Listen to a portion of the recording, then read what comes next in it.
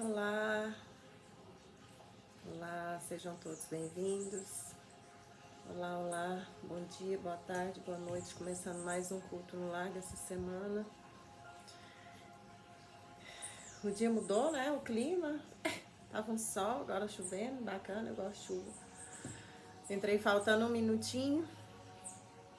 A gente já vai fazer a prece, tá? Amor, amor, amor, amor. Ser cristão é ter amor. Ama seu próximo como Deus te ama. Deus é amor. Deus é amor.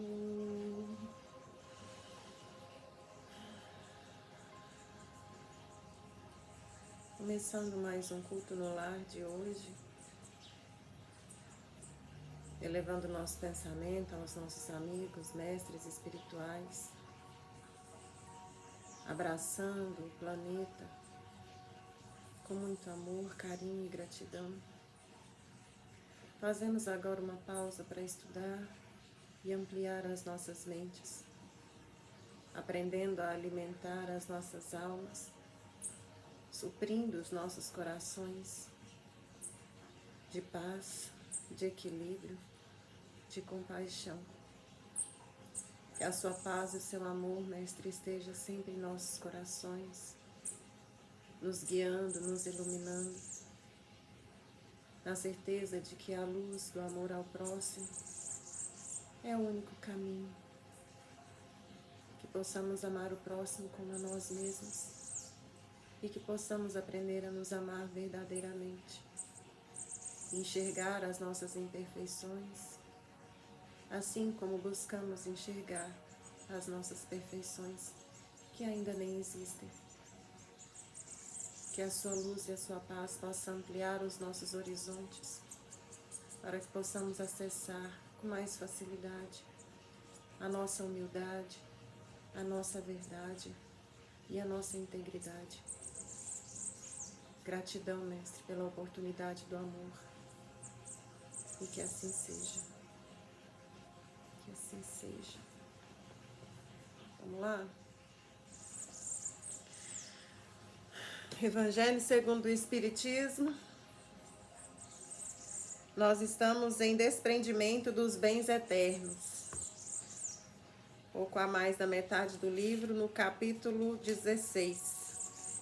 Vamos lá. Venho, meus irmãos, meus amigos, trazer o meu óbolo para vos ajudar a marchar corajosamente no caminho do aprimoramento em que entrastes. Nós nos devemos uns aos outros. Não é senão por uma união sincera e fraternal entre espíritos e encarnados que a regeneração será possível. Vosso amor aos bens terrestres é um dos mais fortes entraves ao vosso adiantamento moral e espiritual. Por esse apego à posse, suprimes as vossas faculdades afetivas em as transportando todas sobre as coisas materiais. Sede sinceros. A fortuna dá uma felicidade sem mácula? Quando vossos cofres estão cheios, não há sempre um vazio no coração? No fundo desse cesto de flores não há sempre um réptil escondido? Compreendo que o homem que, por um trabalho assíduo e honrado, ganhou a fortuna, experimente uma satisfação, de resto bem justa. Mas dessa satisfação muito natural e que Deus aprova, há um apego que absorve todos os outros sentimentos e paralisa os impulsos do coração, a distância. Tanta distância quanto da avareza sórdida a prodigalidade exagerada, pois vícios entre os quais colocou Deus a caridade, santa e salutar virtude que ensina ao rico a dar sem ostentação, para que o pobre receba sem baixeza. Que a fortuna venha de vossa família, ou que a ganhastes pelo vosso trabalho, Há uma coisa que não deveis jamais esquecer, é que tudo vem de Deus e torna a Deus. Nada vos pertence sobre a terra, nem mesmo o vosso pobre corpo. A morte deve vos despojar. A morte dele vos despoja, como de todos os bens materiais. Sois depositários e não proprietários. Disso não vos enganais. Deus vos emprestou, deveis restituir, e ele vos empresta com a condição de que o supérfluo, pelo menos, reverta para aqueles que não têm o necessário. Um dos vossos amigos vos empresta uma soma. Por pouco que sejais honesto, tereis o escrúpulo de pagá-la, e lhe ficareis agradecido. Pois bem, eis a posição de todo homem rico. Deus é o amigo celeste que lhe emprestou a riqueza. Não pede para ele senão o amor e o reconhecimento, mas exige que, a seu turno, o rico dê também aos pobres, que são seus filhos tanto quanto ele. O bem que Deus vos confiou excita em vosso coração uma ardente e louca cobiça. Haveis refletido quando vos apegai imoderadamente a uma fortuna perecível e passageira como vós, que um dia virá em que devereis prestar conta ao Senhor do que vem dele?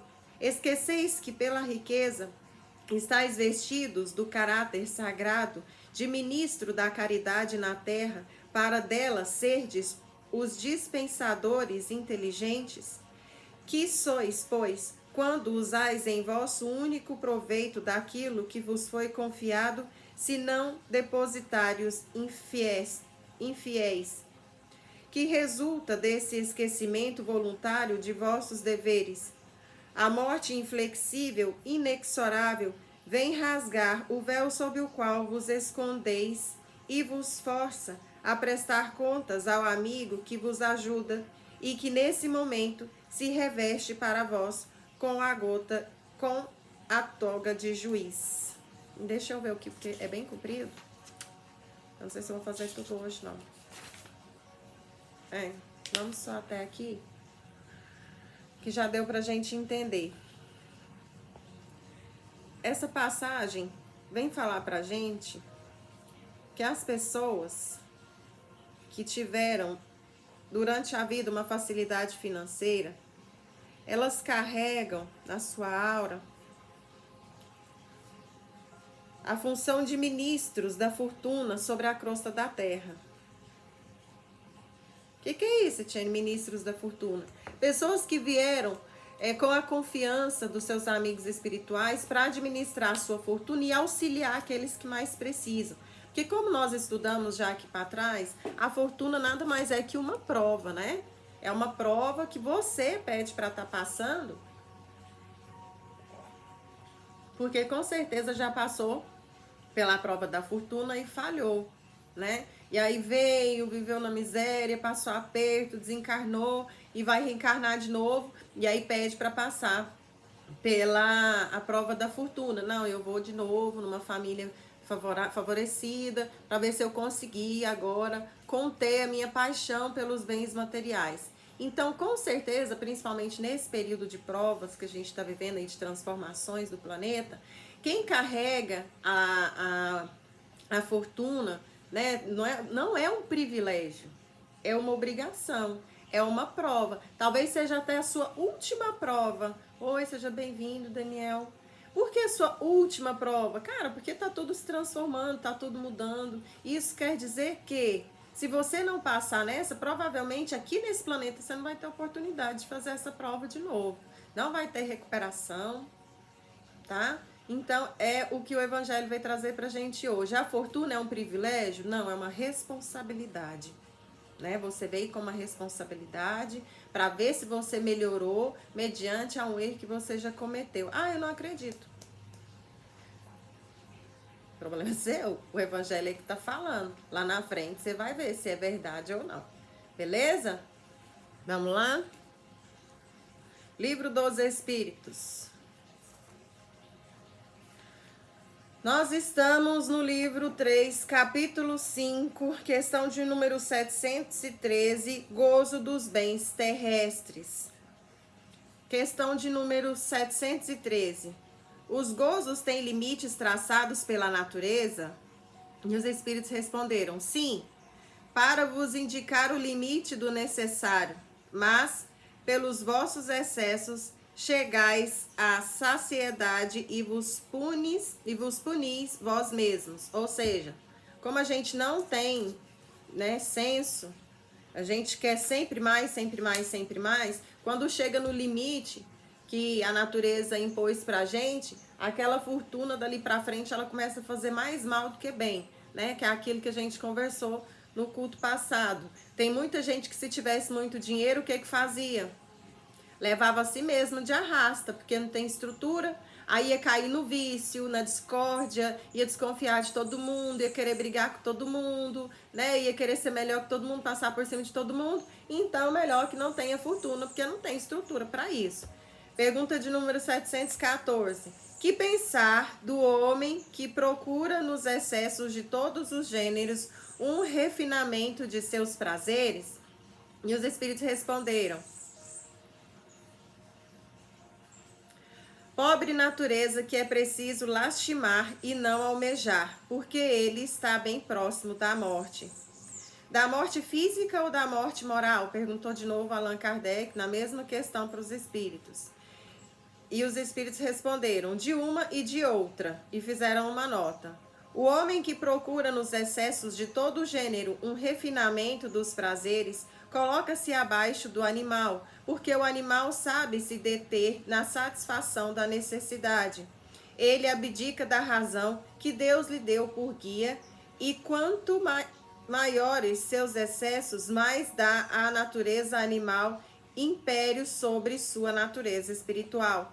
As doenças, as enfermidades, a própria morte, que são as consequências dos abusos, ao mesmo tempo são punição à transgressão da lei de Deus. E aqui a gente encerra, então, gozo dos bens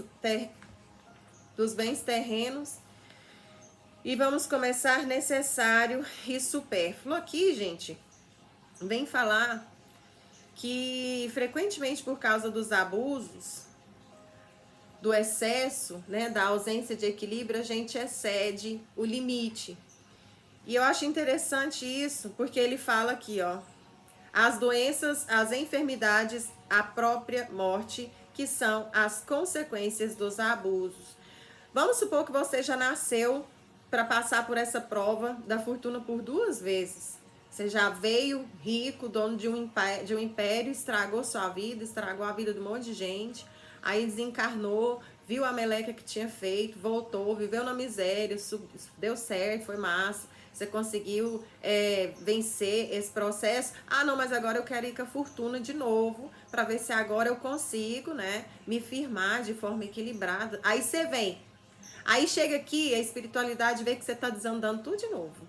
Que aquilo que você resgatou na última vida, que você veio e viveu na miséria, só tinha o necessário, passava daquilo, sempre um gás acabava, um chuveiro queimava, né? Aí, beleza, o cara tá indo ruim de novo, tá indo ruim. Chega uma certa fase, um certo momento da sua vida, que a espiritualidade, se ela perceber que dali pra frente você não vai melhorar, e qualquer passo que você der, você vai piorar a sua condição, eles te levam de arrasta.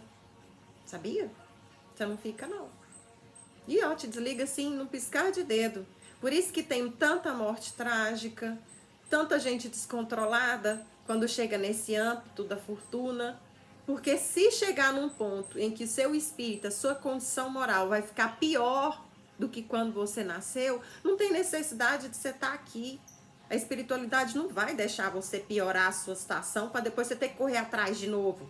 Ela vai até o limite, não daqui para trás, dá, daqui para frente, se ele pisar torto de novo, não dá mais não, então leva, melhor levar, né? Então vamos pensar nisso. Isso inclui doença, morte súbita, acidente, tá? Muita coisa. E não é só fortuna não, viu? É tudo. É de cunho moral, de cunho material, de cunho emocional. Vai ver que a sua situação vai piorar, vai ficar mais difícil. Beijo, tchau. Entrando então em necessário e supérfluo. Livro dos Espíritos, livro de número 3, capítulo 5, necessário e supérfluo. Como pode o homem conhecer o limite do necessário? Perguntou os espíritos. Perguntou Allan Kardec para os espíritos e eles responderam. O sábio o conhece por intuição. Muitos o conhecem por experiência e às suas custas. Pergunta de número 716. A natureza não traçou o limite das nossas necessidades em nossa organização? E os espíritos responderam, sim, mas o homem é insaciável. A natureza traçou o limite de suas necessidades em sua organização, mas os vícios alteram sua constituição e ele criou para si necessidades que não são reais. Pergunta de número 717. Que pensar daqueles que monopolizam os bens da terra para se obter o supérfluo, em prejuízo daqueles a quem falta o necessário? E os espíritos responderam. Eles desconhecem a lei de Deus e responderão pelas privações que terão feito experimentar. E outra nota. O limite do necessário e do supérfluo nada tem de absoluto. A civilização criou necessidades que a selvageria não tem, e os espíritos que ditaram esses preceitos não pretendem que o homem civilizado deva viver como selvagem. Tudo é relativo e cabe à razão distinguir cada coisa. A civilização desenvolve o senso moral e, ao mesmo tempo, o sentimento de caridade que leva os homens a se prestarem mútuo apoio. Os que vivem às custas das privações alheias exploram os benefícios da civilização em seu proveito. Não tem da civilização senão verniz, como a pessoa que não tem da religião, senão a máscara. Oi, Thaís, seja bem-vinda. Tava sentindo sua falta. Muitos beijos, abraços. Bom dia. E a gente encerra aqui necessário e supérfluo. Na semana que vem, nós vamos estudar no Livro dos Espíritos privações voluntárias, mortificações. Beleza? E aí, deixa eu só assinalar aqui. Opa, tá errado. Isso. Vamos lá? Tapa na cara semanal?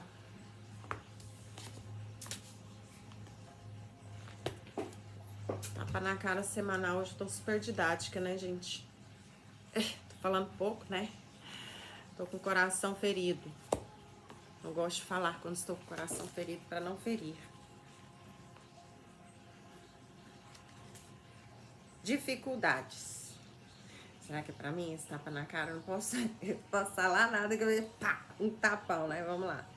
Recebe cada provação sem revolta nem desânimo. Procura enxergar o outro lado da dificuldade, a traduzir mensagens para o espírito. Doença no corpo, pausa para meditação. Problemas na família, oportunidade de reajuste. Obstáculos naturais, exercício para a alma. Toda dor tem seu lado positivo. Não te deixes levar pelo desânimo e segue para frente. O objetivo de toda dificuldade é renovar a alma, a fim de elevar o ser a esferas superiores. Amanhã, quando esta dor passar, estarás mais forte e mais sensível, compreendendo o melhor, o amor e a sabedoria. E que assim seja. Ai, amém. Eu acho que esse tapa na cara foi pra mim mesmo. Mas eu já esperava. Quando eu fico assim, a um passo da revolta, a espiritualidade sempre dá um jeito de me fazer entender. Ou de pelo menos diminuir minha mágoa. Eu não vou me abrir por completo, porque eu não sou assim. Eu não gosto de me expor.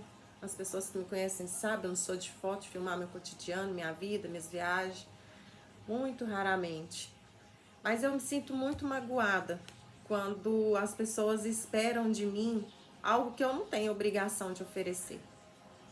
Ou que por causa da força que eu demonstro ter, eu não sinto dor e não sofro.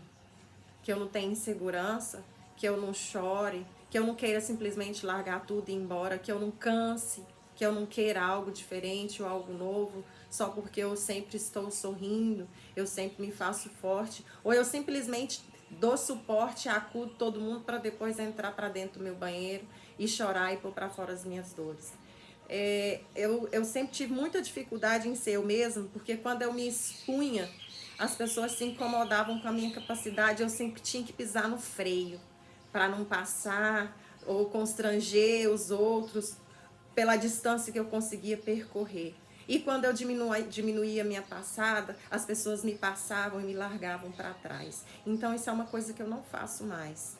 Eu não piso no freio, eu não deixo de ir no meu máximo, no meu melhor, para não ofender as pessoas. Se o meu ser, se a minha existência te ofende, eu sinto muito. Foi Deus que me pôs aqui. Mas isso também não quer dizer que eu não sofra, que eu não tenha as minhas dificuldades, que eu não tenha as minhas inseguranças, que eu não tenha as minhas dores, as minhas frustrações. Eu sou um ser humano como qualquer outro. E eu vou chorar sempre que me der vontade. E eu vou sentir as minhas dificuldades como um ser humano sente. E eu vou pedir ajuda quando eu achar necessário.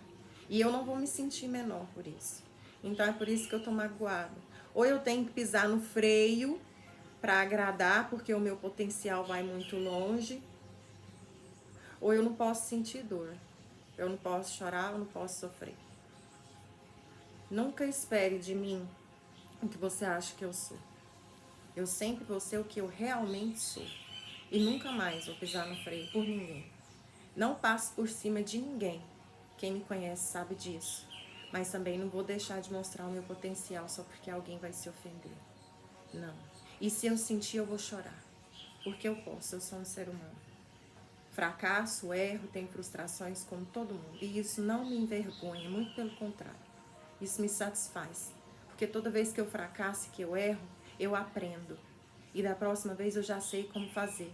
E se tiver alguém do meu lado que eu vejo que vai cometer o erro que eu cometi, eu tenho a humildade de falar, cara, não vai por aí não, eu já fui. Vai dar ruim. E se isso se incomoda, não tô nem aí. É só por isso que eu tô magoada. Mas vai passar. Como diz o texto, quando tudo passar, eu vou estar mais forte, mais sensível, compreendendo melhor o amor e a sabedoria. E que assim seja. Vamos lá, fechar os nossos olhos e levar o nosso pensamento ao nosso Mestre Jesus, agradecendo a oportunidade da vida, que é o que nos engrandece, que a única coisa que importa é o aprendizado, a experiência e é o caminho que percorremos para chegar à luz da sabedoria, da evolução, do aprendizado, da maturidade, que possamos compreender que este planeta escola nos abraça com amor, com carinho, e é uma oportunidade única mediante a transformação que estamos vivendo. Quantos não imploraram por mais uma chance? Chance essa que vários estão jogando fora, a esmo, com indiferença.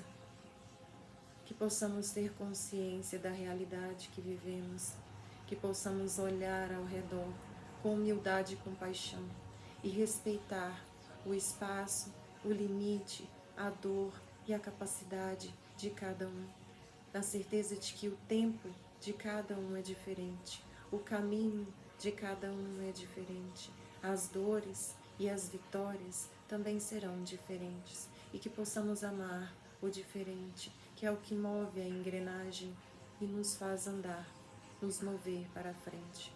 Graças te damos hoje e sempre, Pai, e que assim seja. Que assim seja. Vamos lá? A gente está encerrando. Sobre o signo de Aquários, na semana passada, eu mostrei, né? O livro que nós vamos começar a estudar, chama Herdeiros do Novo Mundo. Ele não tá aqui comigo agora, gente. Tava estudando ele, então ele não tá aqui na minha mesa. Mas quem quiser ver a fotinha dele lá no outro culto da semana passada, tem, tá? E aqui, deixa eu só descolar minhas tripas. E aqui, a gente tá A gente parou bem no momento da confraternização, né? Que foi a confraternização feita lá na colônia. Não lembro o nome da colônia. Porque eles conseguiram finalizar os trabalhos e iriam escrever esse livro, né? E aí teve um espetáculo, teve a festa, serviram bebidas, né? Ele falou da textura da bebida, que era bem diferente. Bebida no plano astral realmente tem uma textura diferente aqui da nossa, e tinha uma outra diferente para quem era desencarnado também, né? Porque, querendo ou não, desdobrado ou não, no plano astral, a nossa densidade é muito maior do que de quem já está desencarnado. E aí chegou Saint Germain, né, que foi convidado para fazer um discurso, ele que vai estar aí dirigindo junto com Jesus o nosso planeta nessa nova era, né? Jesus confiou aí nele um braço direito, lógico que ele não vai nos abandonar, Jesus vai estar assumindo novas posições, mas vai estar sempre aqui de olhinho, orientando Saint Germain, que vai estar aí tomando a direção do nosso planeta. E aí ele foi convidado para fazer um discurso nesse processo, foi bem aí que a gente parou. Então vamos voltar só um parágrafo. O bom Natanael, dirigente do Templo da União Divina, realizou um discurso breve e convidou Saint Germain a falar-nos. Naquele instante eu tive um choque. Ao lado de Natanael estava Danúbio, o mentor de Gabriel, espírito iluminado, cuja história narramos no livro A História de um Anjo. A História de um Anjo foi o livro que a mesma equipe escreveu antes desse livro aqui, tá bom? Quem quiser ler, tem ele até em PDF na internet, de graça. Eu fiquei obcecado em obter informações sobre Gabriel, saber como estava correndo os seus primeiros passos no mundo físico. Será que Danúbio me diria algo? Aprisionado em meus pensamentos, não percebi o olhar sério e penetrante de Hermes. Ao avistá-lo, eu compreendi que deveria desistir terminantemente de um contato com Danúbio. E isso acontece no plano astral porque lá eles conversam por telepatia. Por isso que muitos de nós nem conseguem viver lá, né? Porque a gente não consegue parar de pensar, pensa um monte de coisa desordenada, acreditando que ninguém tá vendo. Lá no plano astral não tem como. Pensou, falou. Beleza? Meu irmão, disse-me o nobre orientador, já conversamos sobre isso e te disse que Gabriel deve ser um marco de referência para os espíritos que irão modificar o planeta para a nova era. Durante a história de um anjo, fizemos a projeção do perfil de encarnação para os grandes missionários da nova era. Se Gabriel for descoberto por curiosos antes do momento ideal, isso em nada auxiliará. Ele seria apenas assediado pela curiosidade pouco produtiva do homem em geral. É fundamental que as coisas aconteçam naturalmente e sem que haja precipitações. Isso aqui, gente, é um rapaz que ele vem, né? Ele nasceu já, esse livro foi escrito há 20 anos atrás, 25. E esse rapaz, ele nasceu, ele reencarnou, né, nesse período, pouco antes, inclusive, da escritura desse livro, para ser um missionário nesse processo de transformação. E nesse livro, A História de um Anjo, eles narram esse processo, o início desse processo de preparo para ele descer, reencarnar e ser um missionário. E por que que não conta, tia, na história desse rapaz? Porque ele está encarnado, ele ainda está vivendo. E se nós soubermos quem ele é, estraga todo o plano da espiritualidade. Porque aí ele vai ser assediado, vai ficar famoso, né? Aí vai vir os bajuladores, aí vem o marketing, aí vem o dinheiro, a cobiça, a ganância, estraga tudo. Então tem vários N's missionários encarnados pelo planeta que vivem no anonimato, como quem não quer nada, com nada, nem sou ninguém, nasci no meio de ninguém, não sou filho de ninguém, não vou para lugar nenhum. Beleza? Então é por isso que não fala. Até porque tem muita energia trevosa que vem de encontro, né? Que não bastasse os bajuladores e o marketing destruir tudo, ainda tem aí as energias mais densas e trevosas. Como eu já te disse, haverá vários Gabriéis. Muitos irmãos abraçarão o grande projeto de transformação da humanidade para o terceiro milênio. Talvez Gabriel nem se destaque tanto no meio de todos esses missionários que trabalharão sob a sua orientação. Agora, presta atenção na mensagem de Saint Germain. Desculpa a minha infantilidade, respondi.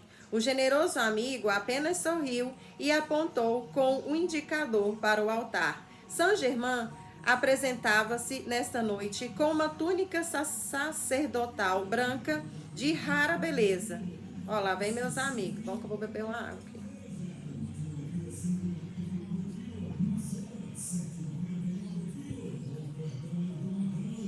Ixi, cadê? Aqui. Deixa ele passar, gente.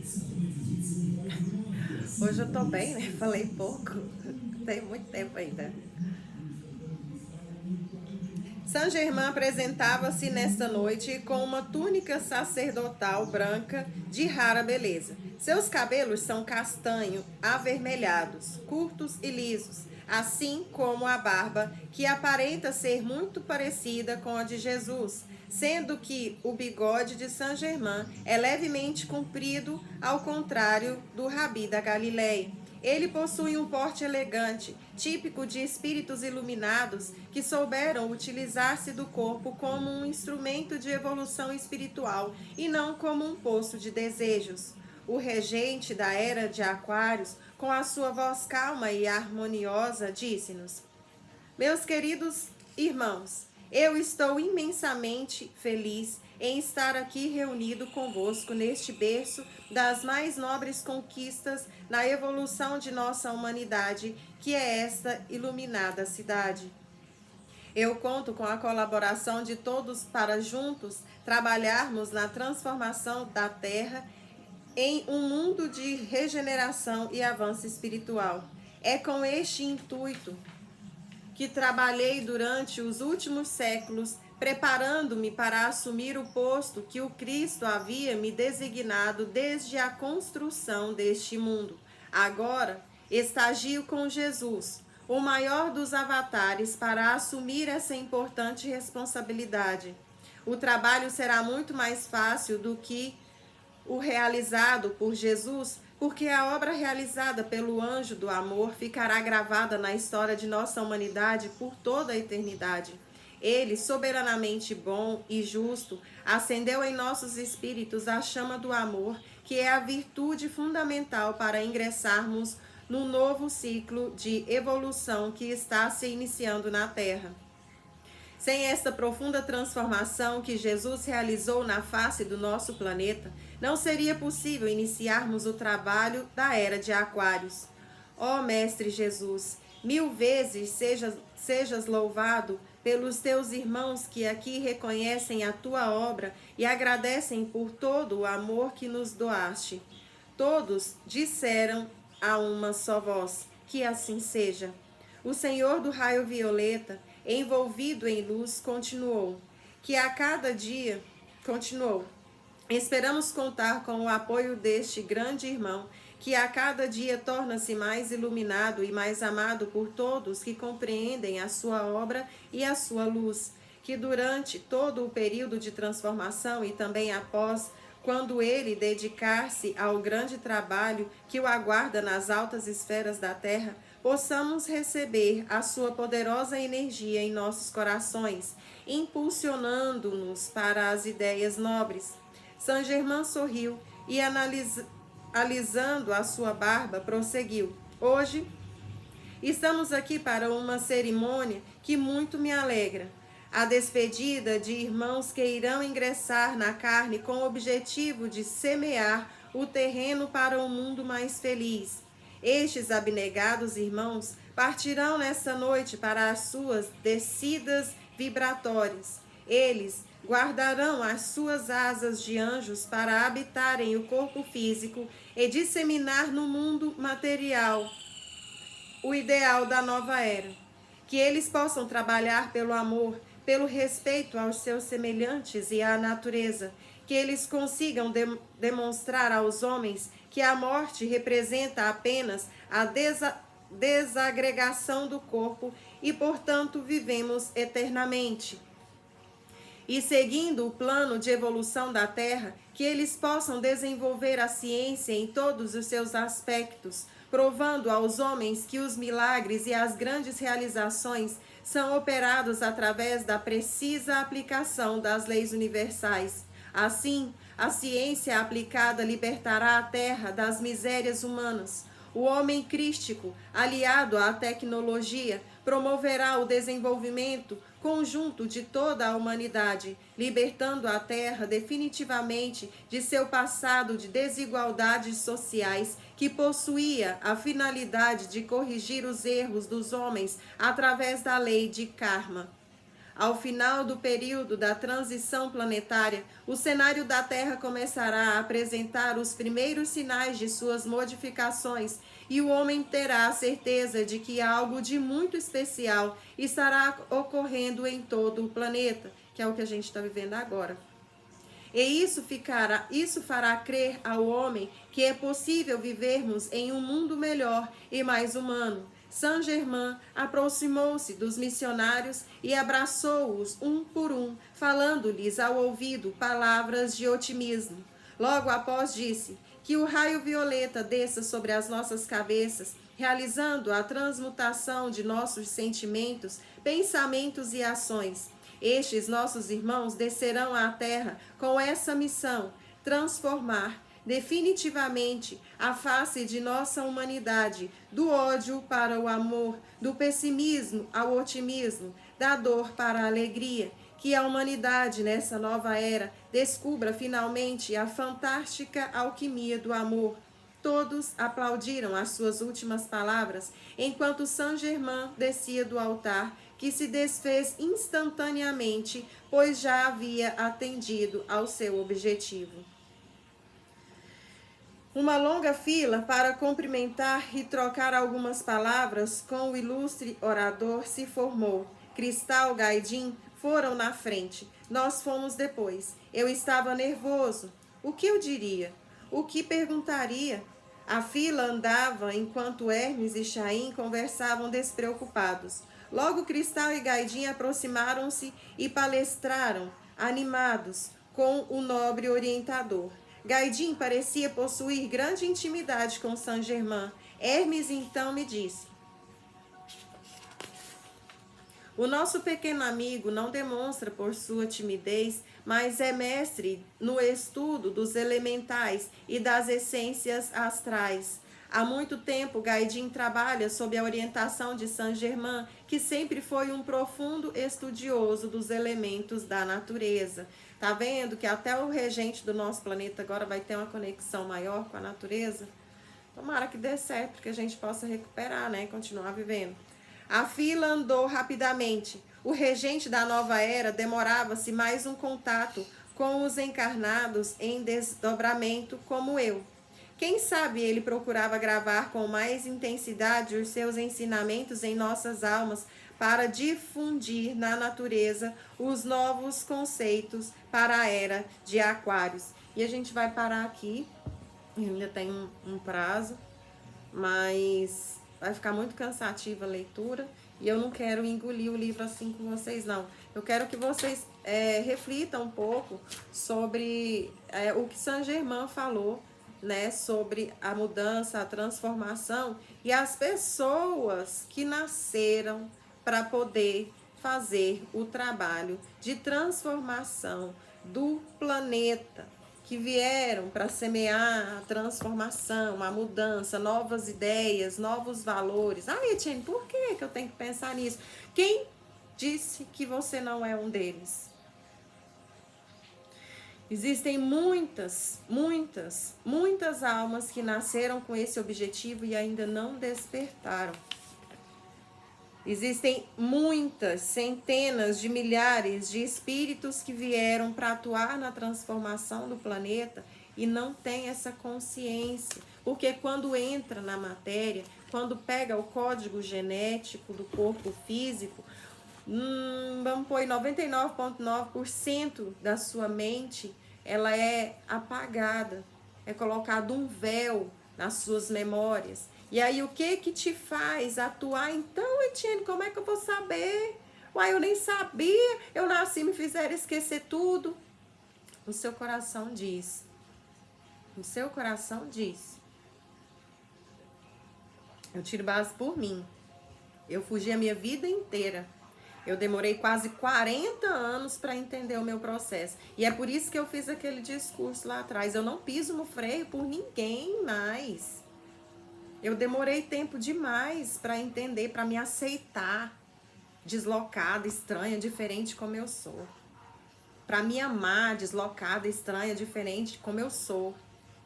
Eu não vou deixar de me amar porque a minha existência, só o fato de eu existir te incomoda. Trabalhe a sua humildade. Eu não vou errar só para não te ofender. Eu vou errar quando eu souber. Quando eu não der conta. Ah, eu realmente não sei. Pode chutar? Pode. Puf, errei. Agora, porque o fato de eu aceitar, de eu acertar, ofende? Não. Então, vamos correr atrás. Porque às vezes, enquanto você tá aí preocupado com fulaninho, beltraninho, que só acerta e você erra, você tá errando porque você ainda não acordou. Não sabe quem você é. Não entendeu o que veio fazer. Tá perdendo tempo e quando voltar, o preço é caro. Muito caro. Então, é difícil? É doloroso? Mas é necessário. Quando a gente entende, eu não tô falando que eu sou um deles não, viu, gente? Pelo amor de Deus. Não tô falando isso não. Tô falando que o meu trabalho é esse. Quem me dera eu ser um Gabriel desse da vida, né? Ser mandado aí aplaudido pro São Germano. Não é isso não. Independente de você ser um deles ou não, você nasceu para um processo de transformação do planeta. Como que você sabe? Porque você tá vivo aqui agora. Se não fosse para você participar desse processo, você não tava aqui, tava desencarnado, né? Então, cada um de nós tem sim um processo, cada um de nós tem um objetivo, cada um de nós tem uma tarefa, então cumpre.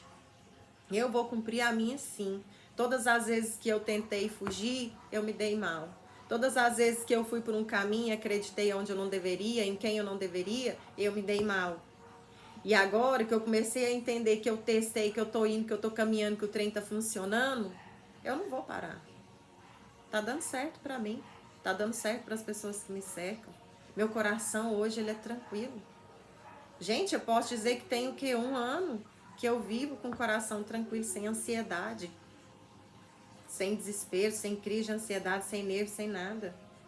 E o que te deixava ansiosa? Te faltava alguma coisa? Não, por quê? Eu não sei. Porque eu não tinha o alimento da alma. Eu não me compreendia. Eu não me aceitava como eu era. Eu sempre pisava em ovos para não ofender as pessoas que me assistiam. Eu tinha medo de ir ao meu máximo, porque fulano não deu conta. Então, seja você mesmo, aonde quer que você vá. Na certeza de que mesmo quando você acerta e você precisar errar, erra e pede ajuda. Isso não te faz menor, não. Muito pelo contrário.